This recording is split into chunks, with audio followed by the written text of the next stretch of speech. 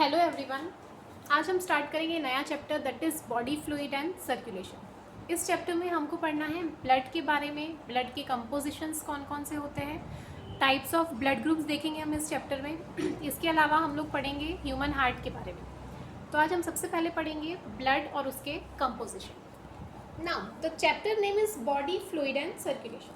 The question is what is body fluid और body fluid की ज़रूरत क्यों पड़ती है।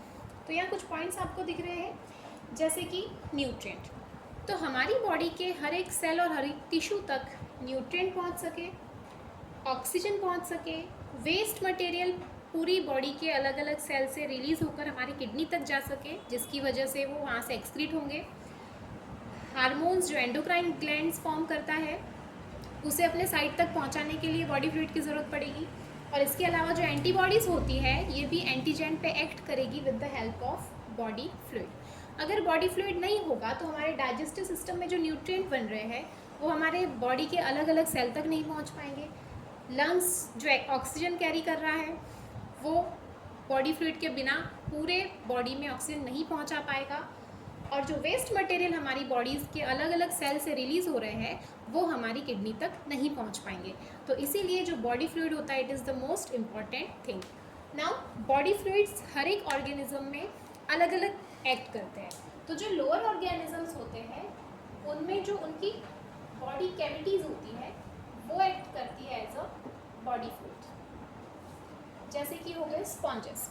सो द स्पॉन्जेस जो होते हैं उसमें बॉडी कैविटीज़ एक्ट करती है एज अ बॉडी फ्लूइड और सर्कुलेटरी सिस्टम की तरह। लेकिन जो हायर ऑर्गेनिजम्स होते हैं जैसे मैमल्स, उनमें जो बॉडी फ्लूइड होता है जो सर्कुलेटरी सिस्टम में काम करता है वो होता है ब्लड और लिम्फ। तो आज के टॉपिक में हमें पढ़ना है ब्लड के बारे में। So blood is the main circulatory function, act as a body fluid. तो सबसे पहले हम देखेंगे ब्लड के बारे में। नाउ ब्लड, तो ब्लड के कैरेक्टरिस्टिक क्या है। तो आपने देखा है ब्लड होता है रेड कलर का, बट तो पहला important point, it is a main circulatory fluid. हमारी बॉडी का सबसे मेन और इम्पॉर्टेंट सर्कुलेटरी फ्लूइड होता है हमारा ब्लड। और ब्लड है एक तरह का टिश्यू।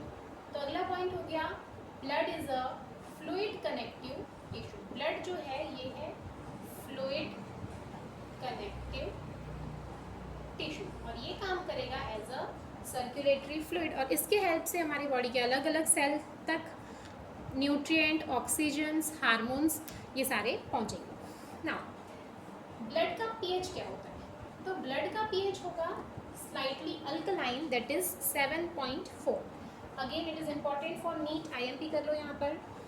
अब एक एडल्ट में, एडल्ट ह्यूमन में ब्लड होता है 5 litre, 5 litre of blood, important for NEET. Now अब हमारी जो पूरी बॉडी होती है उसमें से जो 8% बॉडी का टोटल वेट होता है वो हमारे ब्लड की वजह से होता है। तो next point is a 8% of total body weight. तो टोटल बॉडी वेट जो 8% होता है वो होता है हमारे ब्लड की वजह से। तो this are the main characteristic of bloods. अब हम देखेंगे ब्लड के कंपोजिशन। तो जैसा आप डायग्राम में देख रहे हैं ये हमारे ब्लड सेल्स हैं, अलग अलग टाइप के ब्लड सेल्स जो ब्लड में प्रेजेंट होते हैं। तो अब हम देखेंगे कंपोजिशन ऑफ ब्लड्स। तो कंपोजिशन ऑफ ब्लड, ब्लड जो होता है ये 2 चीज़ों से बनता है, प्लाज्मा और ब्लड कार्पसल्स। तो जो ब्लड में प्लाज्मा होता है वो 55% होता है और कार्पसल्स होते हैं 45%। Corpuscles means blood cells.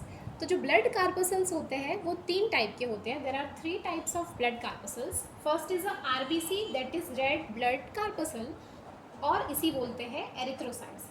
Second is a WBC, that is white blood corpuscles और also known as leucocytes. And the third one is a platelets और also known as thrombocytes. So blood बनता है 2 चीज़ों से, that is plasma and corpuscles. Now one by one हम देखेंगे एक एक कैरेक्टरिस्टिक्स। तो सबसे पहले हम देखते हैं प्लाज्मा को। तो सबसे पहले हम देखेंगे प्लाज्मा। तो इसको हम पहले इजीली पढ़ लेते हैं कि ब्लड में प्लाज्मा और कार्पसल्स कैसे होते हैं। तो हम एक एग्जांपल लेते हैं। यहाँ पर हमने एक टेस्ट ट्यूब लिया और उस टेस्ट ट्यूब में हमने ब्लड फिल कर दिया और उस टेस्ट ट्यूब को हमने अल्ट्रा सेंट्रीफ्यूज मशीन में डालकर उसका रिवॉल्व कराया, उसे पर मिनट में 300 to 400 रिवॉल्यूशन करा दिया। अब जब वो टेस्ट ट्यूब स्टिर हो जाएगा, उसके बाद उस टेस्ट ट्यूब में हमें नीचे की तरफ ये जो दिख रहा है आपको रेड कलर का, ये होंगे ब्लड कार्पसल्स और ऊपर की तरफ एक सुपरनेटेंट लिक्विड होगा जिसे मैंने ब्लैक कलर से बताया है।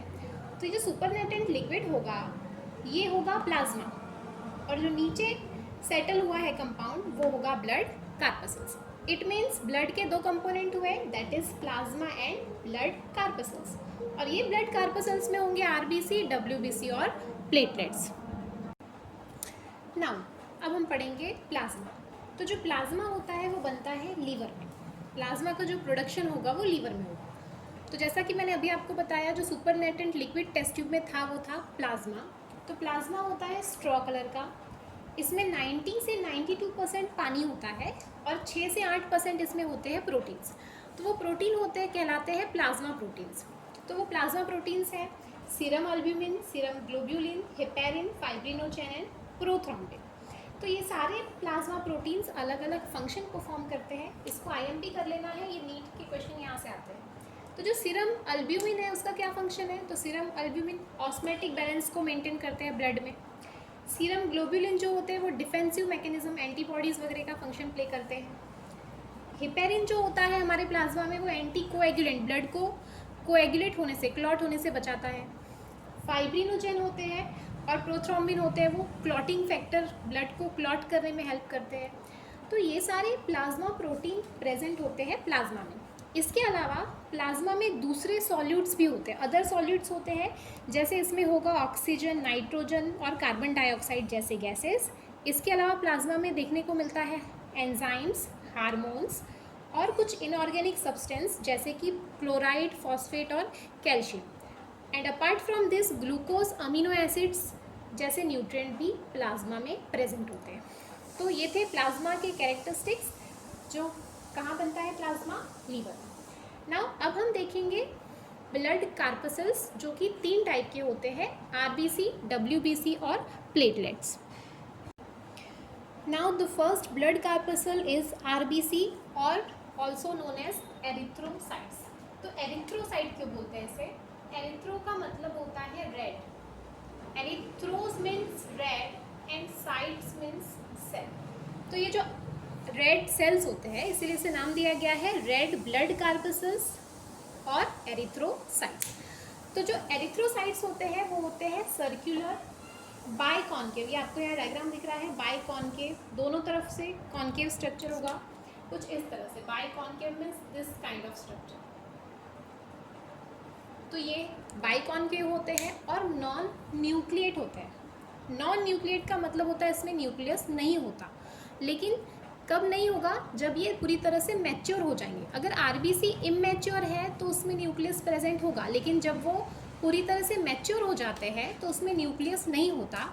और उसके पीछे का रीज़न ये होता है कि ये हीमोग्लोबिन नाम के पिगमेंट को ज़्यादा से ज़्यादा स्पेस दे सकता है, इसी वजह से इसके अंदर न्यूक्लियस नहीं होता जब ये मैच्योर हो जाता है। एक्सेप्शन है कैमल। जो कैमल होते हैं सिर्फ उनके आरबीसी में न्यूक्लियस प्रेजेंट होता है। अब ये फॉर्मेशन इसका कहाँ होता है? तो अगर फीटस है तो फीटस के लीवर और स्प्लिन में बनेगा आरबीसी, और वही एडल्ट है तो एडल्ट के रेड बोन मैरो में आरबीसी का प्रोडक्शन होता है। IMP for NEET.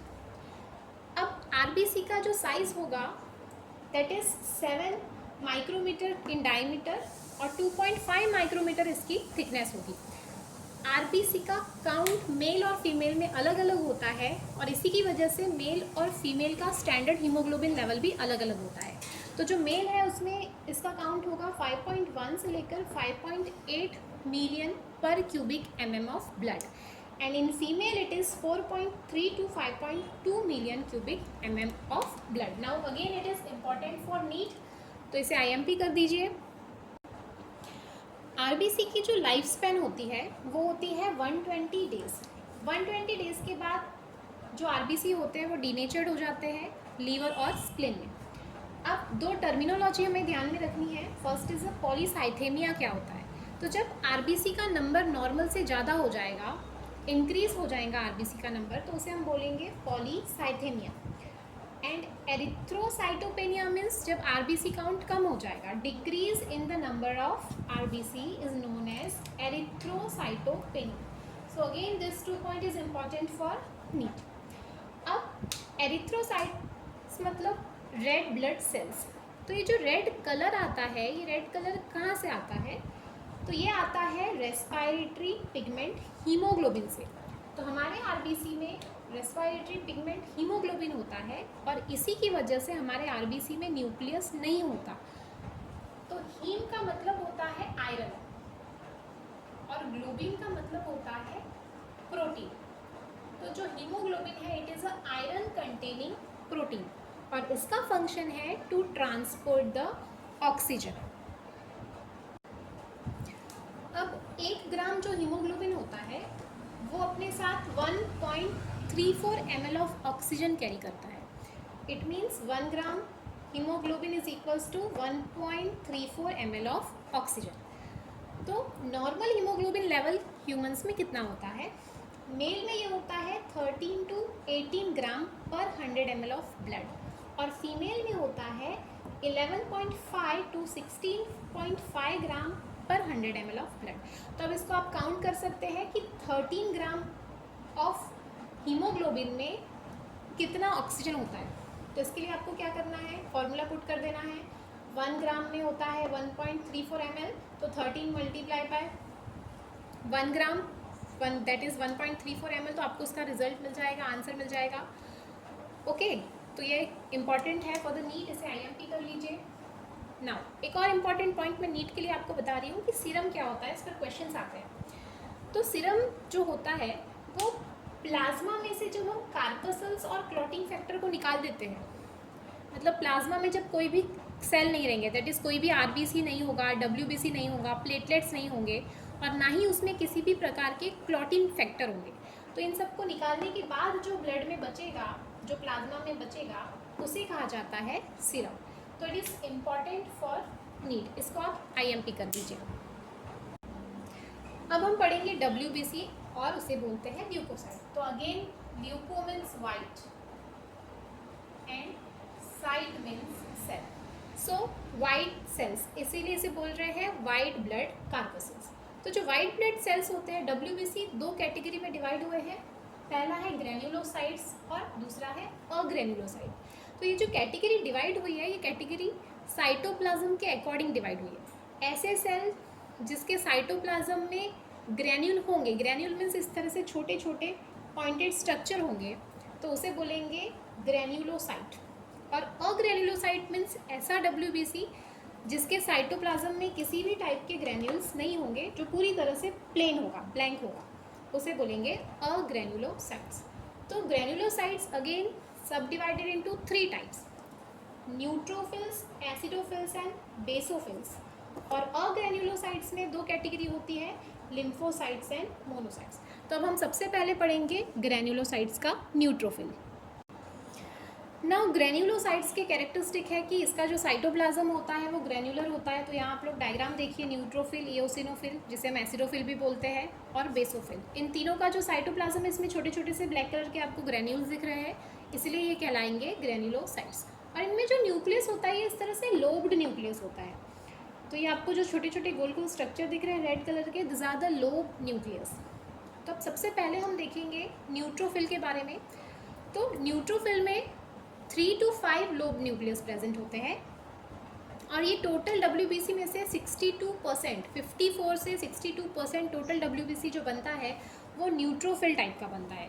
अब न्यूट्रोफिल का फंक्शन क्या है? तो ये काम करता है एज अ फैगोसाइटिक नेचर। अब फैगोसाइटिक नेचर को डायग्राम से आप समझिए। फॉर एग्जाम्पल हमारे ब्लड में ये एक इन्फेक्शन आ गया, तो ब्लड में इस इन्फेक्शन को, जैसे ही इन्फेक्शन ब्लड में एंटर करेगा, हमारे जो न्यूट्रोफिल सेल होंगे वो इसकी तरफ अट्रैक्ट होंगे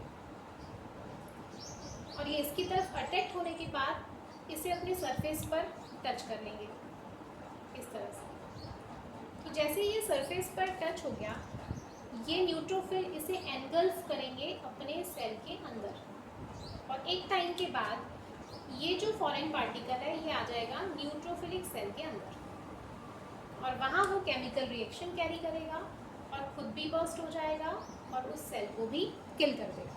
तो ये जो पूरी प्रोसेस है जिसमें वो फॉरेन पार्टिकल या इन्फेक्शन की तरफ अट्रैक्ट हुआ और उसे अपने सेल में एनगल्फ कर लिया और बाद में खुद भी डिस्ट्रॉय हुआ और इन्फेक्शन को भी डिस्ट्रॉय कर लिया, तो इस पूरी प्रोसेस को बोलते हैं फैगोसाइटिक नेचर। तो जो न्यूट्रोफिल का फंक्शन है वो है फैगोसाइटिक इन नेचर।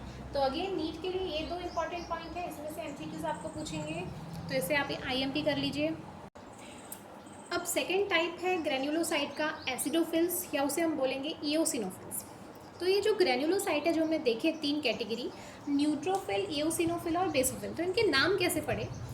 तो जब इन सेल को अलग अलग डाई में रखा गया, अलग अलग डाई से स्टेन किया गया, तो ये अलग अलग डाई को इन्होंने एक्सेप्ट किया, जिसकी वजह से इनके 3 टाइप के नाम हुए। तो अब एसिडोफिल्स को एसिडोफिल इसीलिए बोलते हैं क्योंकि इसने एसिडिक स्टेन को एब्जॉर्ब किया, तो नाम हुआ इसका एसिडोफिल। न्यूट्रोफिल नाम इसीलिए हुआ क्योंकि उसने न्यूट्रल डाई को एक्सेप्ट कर लिया, और बेसोफिल नाम इसीलिए हुआ क्योंकि उसने बेसिक डाई को एक्सेप्ट कर लिया। तो इस तरह से इनके नाम हुए न्यूट्रोफिल, इओसिनोफिल और बेसोफिल। तो अब एसिडोफिल क्या होते हैं? तो एसिडोफिल में जो न्यूक्लियस होते हैं बाइलोब्ड होते हैं, मीन्स 2 लोब होंगे न्यूक्लियस में इस तरह से, और टोटल WBC में से 3% जो WBC बनते हैं वो बनते हैं एसिडोफिल्स। और जब बॉडी में एलर्जिक रिएक्शंस होते हैं तब एसिडोफिल्स का नंबर बढ़ जाता है। तो ये था एसिडोफिल। अब हम लास्ट देखेंगे बेसोफिल। अब जो बेसोफिल्स होते हैं उसका न्यूक्लियस होता है ट्विस्टेड, वो डायग्राम में आपको समझ में आ रहा होगा, ट्विस्टेड न्यूक्लियस है उसका, और सबसे कम अमाउंट ऑफ WBC होता है वो होता है बेसोफिल, यानी ये टोटल खाली 0.5% प्रोडक्शन करेगा, और ये नॉन फैगोसाइटिक नेचर का होता है, इसीलिए ये रिलीज़ करता है हिपेरिन और हिस्टामाइन। तो जो हिपेरिन होता है ये एंटी कोएगुलेंट का काम करता है, ब्लड क्लॉटिंग को रोकेगा, और जो हिस्टामाइन होते हैं ये इन्फ्लेमेटरी और एलर्जिक रिएक्शन के लिए फंक्शन करते हैं। तो ये थे 3 टाइप्स के ग्रेन्युलोसाइट्स। अब हम देखेंगे अग्रेन्युलोसाइट। अग्रेन्युलोसाइट मीन्स ऐसे सेल जिसके साइटोप्लाज्म में ग्रेन्यूल नहीं होगा, जिसका साइटोप्लाज्म इस तरह से प्लेन होगा। ना इसमें 2 कैटेगरी, लिम्फोसाइट्स और मोनोसाइट्स, डायग्राम में देखिए लिम्फोसाइट्स एंड मोनोसाइट्स। ना जो लिम्फोसाइट्स होते हैं उसका जो न्यूक्लियस होता है वो बड़ा होता है और राउंडेड होता है। टोटल ये 25 to 33% WBC जो होते हैं वो होते हैं लिम्फोसाइट्स, और इसका फंक्शन होता है एंटीबॉडीज़ का प्रोडक्शन करना। तो एंटीबॉडीज़ प्रोडक्शन करेगा, it is important for need, IMP कर दीजिए इसे फंक्शन को। ना मोनोसाइट्स, अब सबसे बड़ा WBC जो होगा वो होगा monocyte, it is the largest of all WBC। IMP कर दीजिए, नीट में क्वेश्चन आ सकता है। अब टोटल 3 से 9% जो WBC होते हैं वो मोनोसाइट टाइप के होते हैं, और इसका फंक्शन होता है फैगोसाइटिक इन नेचर। तो ये था अग्रेन्युलोसाइट जिसमें हमने 2 कैटेगरी देखी, लिम्फोसाइट और मोनोसाइट। तो यहाँ हमारे WBC के कैटेगरीज कंप्लीट होती है। अब हम पढ़ेंगे 3rd category of blood corpuscles, that is platelets. Now the last category of blood corpuscle is platelets, या प्लेटलेट्स को हम थ्रोम्बोसाइट्स भी बोलते हैं। तो ये नॉन न्यूक्लिएटेड होते हैं, राउंड शेप के होते हैं और बाय कॉन्वेक्स होते हैं। तो आप डायग्राम में देख रहे होंगे प्लेटलेट्स सबसे छोटा एलिमेंट है, ब्लड में जो सबसे छोटा एलिमेंट है वो होता है प्लेटलेट्स, और इसका साइज होता है 2.5 से 5 माइक्रोमीटर इन डायमीटर, और इसका काउंट होता है 2.5 to 4.5 लाख पर क्यूबिक mm। तो this is important for need, size and count. और इसका लाइफ स्पैन होता है 5 to 10 डेज। देखिए हमने लाइफ स्पैन RBC का पढ़ा था, वो होता है 120 डेज। प्लेटलेट्स का लाइफ स्पैन होता है 5 से 10 दिन, और WBC का लाइफ स्पैन होता है 3 से 4 दिन। तो सबसे कम लाइफ स्पैन होता है WBC का, और सबसे ज़्यादा लाइफ स्पैन होता है RBC का। तो जो प्लेटलेट होते हैं ये थ्रोम्बोप्लास्टिन नाम का केमिकल रिलीज़ करते हैं जो हमारे ब्लड क्लॉटिंग में हेल्प करता है। तो ये था ब्लड कार्पसल्स। तो आज हमने इस टॉपिक में कवर किया ब्लड के कंपोजिशंस जिसमें हमने देखा प्लाज्मा और ब्लड कार्पसल्स, और ब्लड कार्पसल में हमने आज 3 कैटेगरी पढ़ ली। पहला हमने पढ़ा WBC, फिर हमने पढ़ा RBC और लास्ट में हमने देखा प्लेटलेट्स। अब हम नेक्स्ट देखेंगे ब्लड कोएगुलेशन की प्रोसेस कैसे होती है। अब blood coagulation means blood clotting. तो ब्लड क्लॉटिंग की प्रोसेस कैसे होती है वो ये डायग्राम के थ्रू समझेंगे। तो जो प्लेटलेट्स और इंज्योर्ड टिश्यू होता है वो रिलीज करता है prothromboplastin. Again I am repeating, platelets and injured tissue, इसने रिलीज किया थ्रोम्बोप्लास्टिन। थ्रोम्बोप्लास्टिन एक एंजाइम बनाएगा दैट इज प्रोथ्रोम्बिनेज, और ये प्रोथ्रोम्बिनेज नाम का एंजाइम हमारे ब्लड में जो इनएक्टिव प्रोथ्रोम्बिन है उसको कन्वर्ट कर देगा एक्टिव थ्रोम्बिन में। और जैसे ही थ्रोम्बिन एक्टिव हो जाएगा ये हमारे ब्लड में प्रेजेंट सॉल्यूबल फाइब्रिनोजेन को कन्वर्ट कर देगा फाइबर लाइक स्ट्रक्चर फाइब्रिन में। तो इस तरह से ब्लड क्लॉटिंग की प्रोसेस होगी, और जैसे ही फाइब्रिन बन जाएगा हमारा ब्लड क्लॉट हो जाएगा। और इस पूरी प्रोसेस में 2 से 8 मिनट का टाइम लगता है। तो जब बॉडी फ्लूइड में जब ब्लड हमारा circulatory system as a circulatory system act करता है तब उसे एंटी कोएगुलेंट होना पड़ता है, मीन्स वहाँ वो क्लॉटिंग नहीं कर सकता। तो एंटी कोएगुलेंट का काम बॉडी के अंदर हिपेरिन नाम का केमिकल करेगा। लेकिन जैसे ही हमारी टिश्यू इंजरी होंगी तो ब्लड लॉस को बचाने के लिए ब्लड कोएगुलेशन या ब्लड क्लॉटिंग की प्रोसेस होगी। तो ये पूरी प्रोसेस 2 से 8 मिनट में होती है, और 2 से 8 मिनट में इंजर्ड टिश्यू से ब्लीडिंग होना बंद हो जाता है। तो ये था आज का हमारा टॉपिक जिसमें हमने ब्लड के कंपोजिशंस पढ़े और ब्लड कोएगुलेशन पढ़ा। आई होप मेरा लेक्चर आपको पसंद आया होगा, तो प्लीज़ सब्सक्राइब करें और बेल आइकॉन को ज़रूर प्रेस करें जिससे आपको नोटिफिकेशंस मिल सके। Thank you.